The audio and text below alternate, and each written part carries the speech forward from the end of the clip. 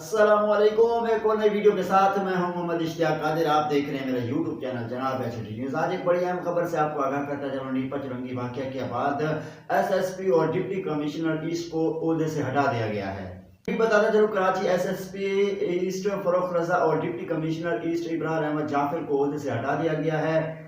बताना चलूं, Karachi SSP east Farrukh Raza और deputy commissioner east Abrar Ahmed Jafir को ओहदे से हटा दिया गया है और फरोख रजा और अबरार अहमद जाफिर को ओहदे से हटाने का नोटिफिकेशन भी जारी कर दिया गया है। अबरार अहमद को महकमा सर्विस रिपोर्ट करने की हिदायत की गई है।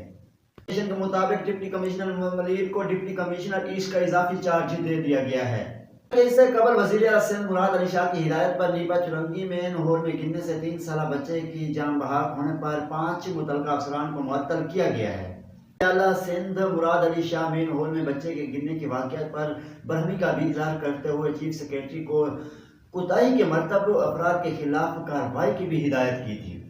वज़ीर आला सिंध की हिदायत पर असिस्टेंट कमिश्नर गुलशन इकबाल आमिर अली शाह और मुख्तियार कार गुलशन इकबाल सलमान फारसी को भी मुअत्तल किया गया है। इस तरह की वीडियो देखने के लिए हमारे यूट्यूब चैनल जनाब एचडी न्यूज़ को सब्सक्राइब करें और बेल आइकन लाजमी करें, क्योंकि हर आने वाली वीडियो आप तक पहुँच सके।